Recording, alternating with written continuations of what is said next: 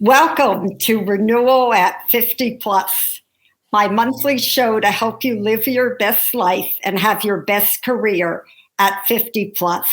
And today we're going to be talking about one of my favorite topics, which is how to develop a growth mindset that makes you more successful. And before I introduce today's terrific special guest, I just want to share a little anecdote with you that really made a growth mindset hit home for me. This was a few years ago when I was attending a high school reunion. Now, I didn't attend this high school. I was there with a girlfriend, but I did go to elementary school with a lot of people who were there.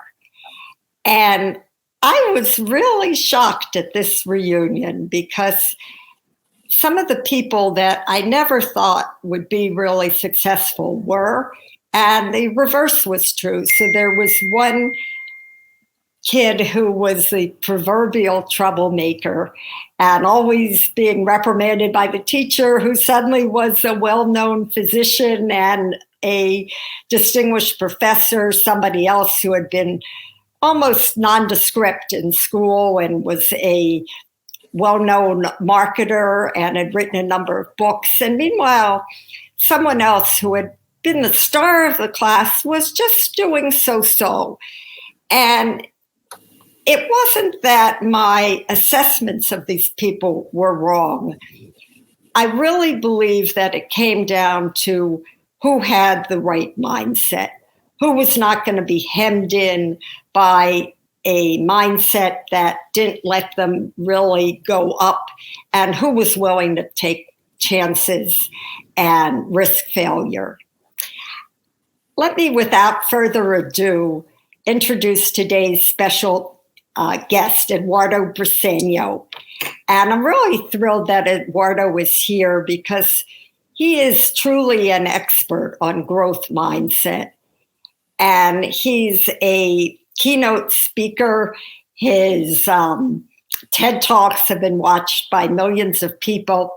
He's a workshop facilitator, and he co-founded a company with Carol Dweck, a Stanford professor whose name is synonymous with a growth mindset. And through that company, he supported and influenced thousands of companies. And I'm just excited to have a conversation today with Eduardo. So welcome, Eduardo. Thank you, Wendy. It's great to be here with you. Eduardo, I thought we'd begin by talking about what a growth mindset is. It's a word that's bandied about a lot, but I don't think people always use it correctly. Yeah, I think you're right. And I think the story that you told exemplifies a growth mindset beautifully, because often growth mindset, when we ask people, what is a growth mindset in your own words, people who have heard of it and even worked on it, we often hear lots of different things, like it's being open-minded, or is having a positive attitude, or is persevering. And a growth mindset is none of those things. A growth mindset is the belief that we can change, that we can improve. And in order to improve, we have to change. We can't improve if we don't change. So your story exemplifies it beautifully, because those people have evolved over time, and so have I. I'm very different now than I was during high school, and I continue to change, and I continue to drive my change, and that is what a growth mindset is about. And when we believe that we can change, then, like you alluded to, we behave very differently. We see effort as something that's positive rather than something that is an indication of being unworthy or incapable. We see kind of failure and struggle as a sign that we're doing something hard that we're going to learn from. So we persevere, we try different strategies, we ask for help. When we see somebody who is great at something, we don't feel less capable than them. We just kind of look at them, see, wow, they're so good at what they do. What can I learn from them? What can I emulate? And so because of all this, we behave more like learners when we believe that we can learn. And so we improve more and we achieve higher performance, both in work and in life.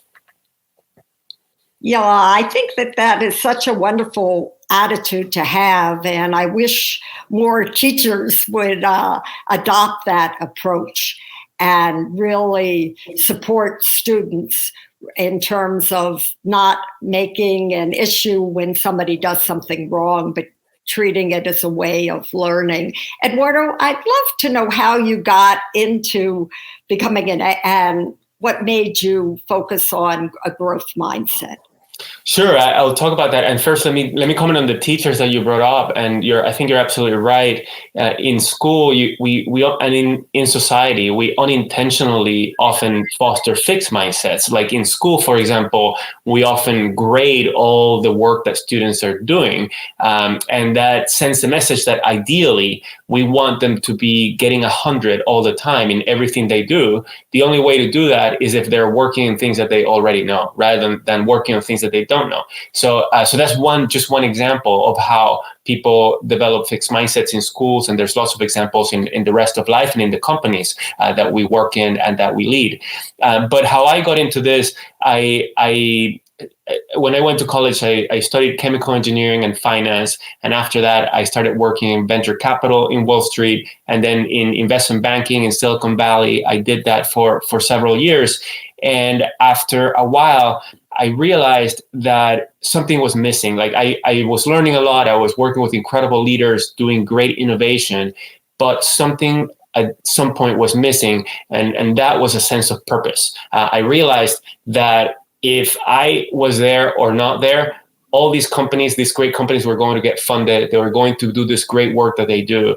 And so my life, my existence wasn't making a difference in anybody else's life. And that led me to a crisis. I was depressed, and I had to go on a journey to take care of my health, to take care of the way I led my life. And so I went to grad school to develop a sense of purpose and to find a career path that I could feel meaningful to me. And so when I went to grad school at Stanford, I was introduced to Stanford professor Carol Dweck, who had done decades of research on growth mindset and was looking for somebody with a business background to bring this work into the world.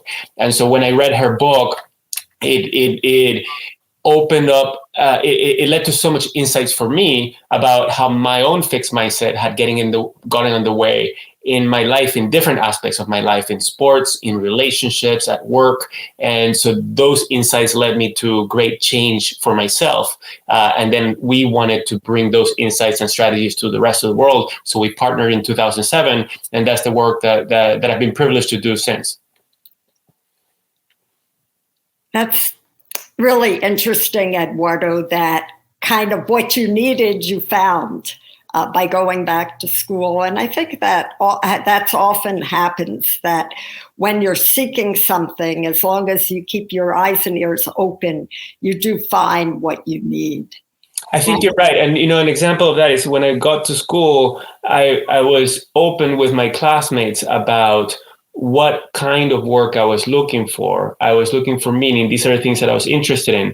So when Carol was looking for somebody with a business background who was looking for something like this, people connected us. So the fact that people knew what I was looking for helped them connect us to something that was going to take us in the path that we wanted to go.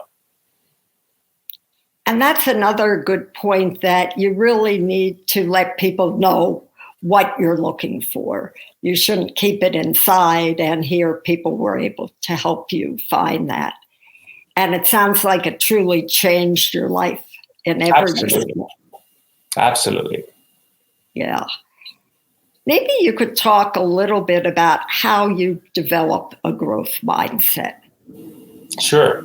Well, a very helpful early step in this journey is to become more acquainted with our fixed mindsets. Because sometimes when we learn about mindset, first it seems very simple and obvious, and of course that we can improve, and of course that this is good, and then sometimes our reaction is, well, this is what I have always believed. I believe that hard work is good, and then we tend to think that we are never in a fixed mindset, and then we start labeling other people. Oh, this person is a fixed mindset person, and this person is a growth mindset person.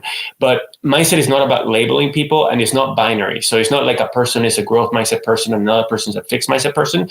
But we all experience a fixed mindset part of the time.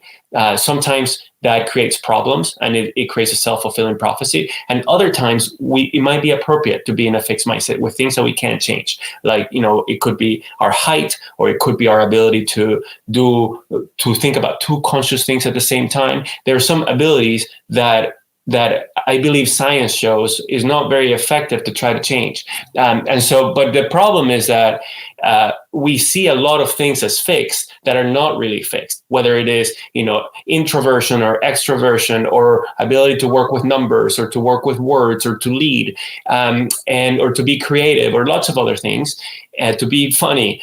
And so the more we uncover what we see as fixed, that's the first step. And then the more we realize how that belief of seeing something as fixed is getting in the way of our goals, because it's leading us to not do anything to improve in that area, if it's an area that we care about. And then that's getting in the way of our goals. So that awareness of where our fixed mindsets and how is that a problem for me is super, super important. And then once we become aware, then one thing we can do is really examine, okay, well, I think that, being funny is something that people either have or not, for example. So is that true? That's something we can research, right? We can see what, Steve Martin and Chris Rock and other people think about whether this is something that you can develop or not. And if so, what do they do in order to develop this? What are the strategies that they use?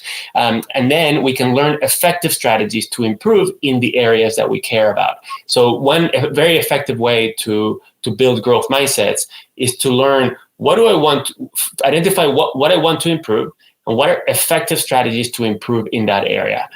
Because that the effective strategies to improve at something is not just to work hard at doing that thing. It's something different. So how do we learn what that is, and how do we develop those habits to use those strategies regularly? Can you give an example, Eduardo, maybe from your own life, in terms of how you changed from a fixed mindset about something to a growth mindset? Yeah, absolutely. So, when I was back in venture capital, I was the youngest person in this investment firm. We were investing in high-tech technology companies in Silicon Valley. And so I was often around the table with very experienced investors and CEOs and board members from all kinds of companies. And they had a lot of wisdom to share. So they were giving a lot of advice, sharing a lot of wisdom. And I felt like to belong in that group and to be in that table, I had to also share what I know and share my wisdom, instead of like asking questions and listening and learning. So I realized, right, that I was looking to prove myself rather than to improve myself. And I was in a fixed mindset because I just wanted to show that I was capable rather than to work to become more capable. So when I realized that, then I said, okay, when I'm going into a situation where there's a lot of experts, it might be experts around an industry like automotive or pharmaceutical or high technology, artificial intelligence, whatever it is. I know that my tendency in the past was to try to prove myself, but these are experts that I can learn a lot from. So I'm going to focus on asking questions and listening, right? And so knowing that that's my tendency and that what I want to do in those situations is ask questions and listening, then that enables me to be focused on learning in those situations, to be in a growth mindset in those situations, to learn a lot more, and then to become more capable and to increase my performance. So it's kind of ironic that before I was just trying to perform and to prove myself. Now I'm focused on learning, and the result is that I can perform higher over time.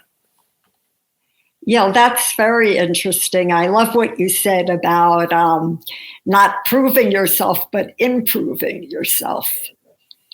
And I think that that's something that all of us can really take to heart. I know myself, I've been in situations where you want to show, I'm the smartest person in the room or whatever. And you're ended up so busy thinking about that you almost close your ears a little bit, and you're not attuned to what other people are saying because you're so busy trying to say how terrific you are. Absolutely. I agree. And not only that, but we're also not asking questions. No, we're not asking follow-up questions to even learn more from the things that people can teach us. Yeah. And I know that some very successful people have said that they're certainly not the smartest person in the room, but they're very prepared and they truly listen and ask those questions, and they know whom to ask the questions of. Yes. Yeah. And what do you find, Eduardo, are some mistakes that people make in terms of a growth mindset, and maybe some traps that people fall into? Sure. Well, I think that a very, very common trap is with leaders. When we are promoted to a management or a leadership position, sometimes we feel like what we are expected to do now is to have all the answers and to make all the decisions sure of ourselves, right? And so if we might want to create a culture of innovation and learning in our organization, but we feel like because of our seniority, we are supposed to know and to be sure. And so we behave like that. We might say, we need experimentation and risk taking and feedback, but we are not asking for feedback. We are not sharing what I'm working to improve. We're not sharing what mistakes I'm making and what I'm learning from those mistakes. And as a result of that, the disconnect between what we say and what we do, our actions speak louder than our words. And so people emulate our behavior because they say, okay, what I need to be well regarded in this situation to be promoted is to behave like a know-it-all, not to behave like a learner, even though other people say something different. And so then other people start emulating our behaviors, and then we create a know-it-all organization rather than a learning organization. So that's a very common trap that people fall into when we think about leadership. We need to think about what are the behaviors we want to see in others, and how can we emulate those same behaviors ourselves. Can you give an example that kind of illustrates what you just said, that people can identify with? Sure, absolutely. So, what Satya Nadella has done a fantastic work in leading Microsoft and in transforming the culture in different dimensions, including in building a growth mindset culture. And one of the things, he came in 2014, and in 2015, he was going to a conference about women in technology called the Grace Hopper Conference. And the day before he went to this conference, he emailed everybody in the company saying, I look forward to going to this conference. I look forward to learning at that conference. I'm going to focus on listening and learning. And he was at the conference, he was at a panel talking with other people. And he was asked several questions, and it was going great. And then he was asked one question that he answered in a way that was not considered a best practice for diversity, equity, and inclusion. And so the person who was moderating that panel, who was in the Microsoft board, she told him, I agree with you on so many things, but on this thing, I disagree with you. Here's what I think. It's very different from what you said. And he said, thank you, wow, I'm gonna look into that, and thank you for sharing that. And so he went back to his office and he emailed everybody at Microsoft, and he said, I said yesterday that I was going to go to this conference to learn, and I learned a powerful lesson. What Maria shared is the right approach to this issue. Please, I learned a powerful lesson. Please listen to her. And thank you, Maria, for sharing what you saw that I said that I was not aware of. So that's a great example of modeling learning in front of your organization. Do you find that is somewhat unique in the corporate world, or are more and more people, more and more leaders doing that? Yeah, I think so. Growth mindset is something that has people are becoming a lot more aware. First in education and schools, and now more and more in business. So there are a lot more companies like Microsoft that are working to foster growth mindset cultures, like IBM, Adobe, Cigna, like lots of companies, American Express. And so leaders are learning about growth mindset and what does it mean to lead, to foster a growth mindset culture. So we are seeing more and more of this approach. The companies, the way that management science emerged was at the end of the 19th century with the Industrial Revolution. And it was the first time that companies were big. Before that time, the average company was like 5 employees. So now you had thousands of people in a company. You had to manage them, and so management science emerged from that. But it didn't emerge to drive innovation and change, because the rate of change was not very. It was fast, but it was not as fast as it is now. And it was the work was a lot more manual, and so the cognitive skills needed to innovate and to try different things was not as important. And so now the skills needed are different, the type of work is different, and that same management and leadership approach needs to evolve in order to really thrive in this different world that we now live in. And I would think, Eduardo, tell me if you agree, that now with things becoming even more automated with our AI and other types of automation, that will be even more important as we go, as society advances. Do you think that'll be the case? I do. I agree with you. So that's the next step in the evolution of our society and of the work that we do. And I see it as a partnership between humans and machines and artificial intelligence. And, artificial machines are great at lots of things. They're not great at some things that we are great in. They're not great at actually innovation or at empathy and understanding humans and delighting people at an emotional level. And so we need to partner in different ways and focus on our strengths as humans and leverage the strengths of machines. And in that partnership, we can create something that's a lot stronger than either of us by ourselves. Yeah, it'll be really interesting to see how that does evolve. Yeah, and that will involve changing ourselves back to mindset, right? It's like, okay, what we do, the work we do will need to evolve. That means that I need to evolve my skills. I need to evolve my identity, how I think about what I do in the world, and that means continued evolution for ourselves, and that requires a growth mindset. Right, in order to figure out how you could work best with these machines. Is that what you mean? Yes, absolutely. Yeah. I want to just ask you something else that has struck me in terms of politicians, with the world becoming so politicized. It doesn't seem like a lot of these politicians have adopted a growth mindset, or am I wrong about that? I think you might find a diversity of mindsets among politicians, but I agree that the behavior doesn't tend to foster a growth mindset. It tends to foster a fixed mindset, and certainly some politicians certainly seem to have a strong fixed mindset. But first, there's really interesting growth mindset research that shows that when we're in a growth mindset, we tend to label other people less, see them less as fixed. So when there's behavior that leads to conflict, we tend to engage in more dialogue, kind of sharing our perspective, but also listening to other people's perspectives, being more open to learn from one another. So, for example, there's research with Israelis and Palestinians that taught each group that groups can change, that people can change.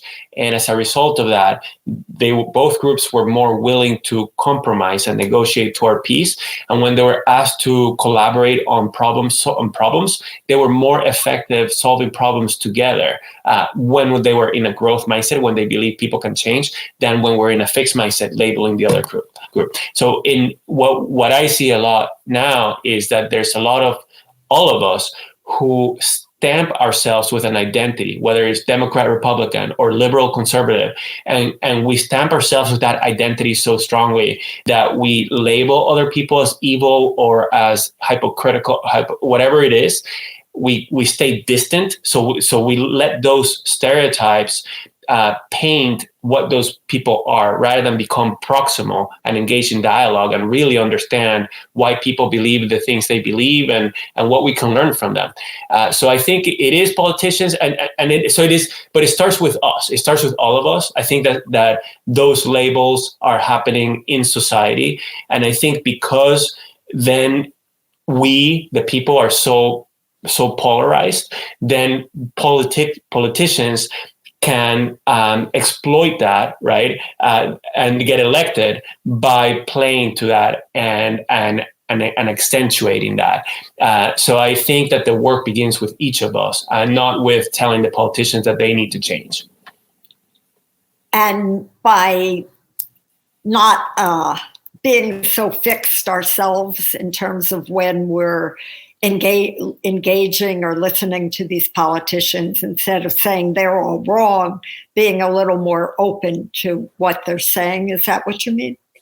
Yeah, and more importantly, I think if we can find people in our communities who think differently than we do, politically or otherwise, and engage in dialogue with them, trying to understand why they believe what they believe, asking questions, learning from them, then I think we will grow and better understand the world and better understand the dynamics in the world.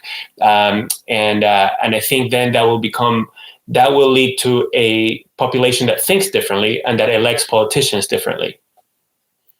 Well, wouldn't that be great if that were to happen? Yes. And, we're seeing change in companies. So I think we can do this in society too. Yeah.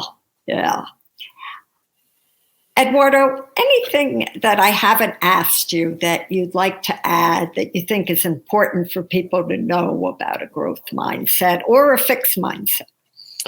Sure. One thing that I would share is that one thing that sometimes gets in the way of us being more effective learners is a pure focus on performance, on execution, on getting things done. That's really important. But if that's all we do, then that's not the way to learn and grow and improve. We also need to engage. So that's what we call the performance zone. In order to learn and improve and innovate, we also need to engage in what we call the learning zone, which is when we focus on what we don't know, when we experiment, when we ask for feedback, and when we examine our mistakes to learn from them. We don't learn from our mistakes. We learn from reflecting on our mistakes. When we think about, okay, what went well, what didn't go well, what I will do differently going forward, and do that reflection or talk about that with our colleagues or our family. Those learning behaviors, what we call the learning zone, is what leads to improvement. And we need to engage in both of these things in our work and life. And sometimes we only engage on getting things done, on the performance. So that's the one thing that I would share that we haven't talked about. To get into that learning zone. And to do that, we really need to think about how we've been performing, what we can learn each time we do something. And that way we grow and we change. Is that what you're talking about? Yes, absolutely. And that's something that I look forward to doing for the rest of my life, because it makes life so much better. Not only do we achieve greater things, but it makes the process more enjoyable. So that's the way I want to live my whole life. Well, I've really enjoyed speaking with you. This has been a really eye-opening conversation. And because we had that little technology hiccup with other people, what I'd love to do is, when I post this, if you're okay with that, Eduardo, to have people ask some questions themselves. Sure. And then I'll let you know what people are asking, and you could answer it that way. Sounds good. All right. Well, thank you for participating and joining me in the conversation today on my show, Renewal at 50 Plus. And keep moving forward. Never stay stuck in place. Thank you so much. Thank you, Wendy. It was great to be with you. Likewise, Eduardo. Bye now. Bye.